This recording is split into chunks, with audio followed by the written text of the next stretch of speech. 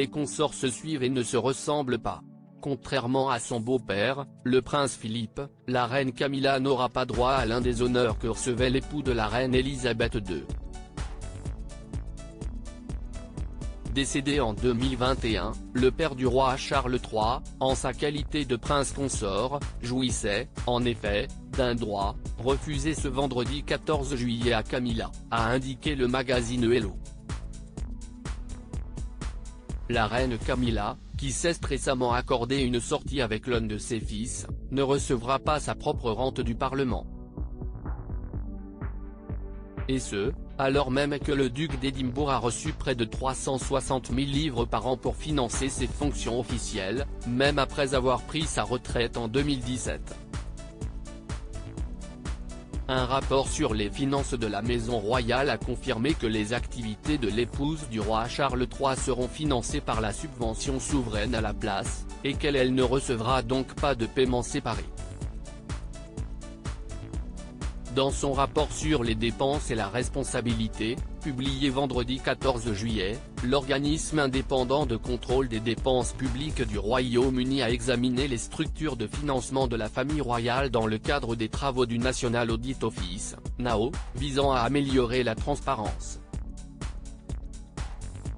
Pas de rente distincte pour Camilla dans son communiqué, l'organisme a confirmé, le Parlement a fourni au prince Philippe une rente distincte d'une valeur de 359 000 livres par an.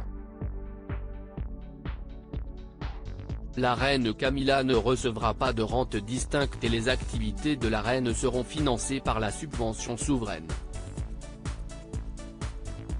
L'ancienne liste civile, qui prévoyait que la reine Elisabeth II reçoive un paiement et un certain nombre de subventions du gouvernement pour couvrir ses dépenses officielles, a été remplacée par la subvention souveraine, basée sur un pourcentage des bénéfices du domaine de la couronne.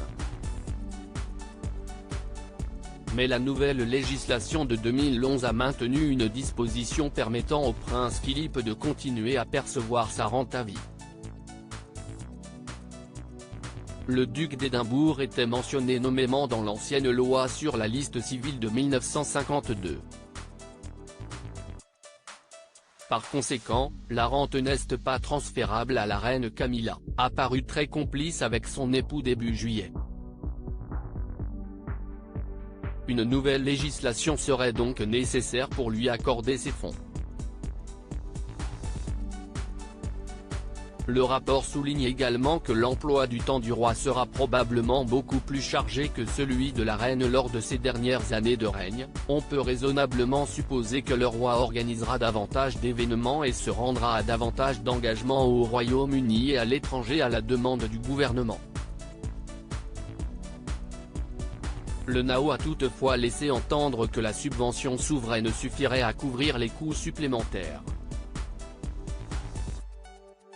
Article écrit avec la collaboration de 6 médias Crédit Photo, agence.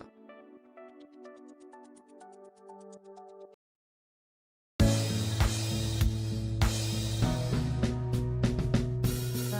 there's all times through the rough times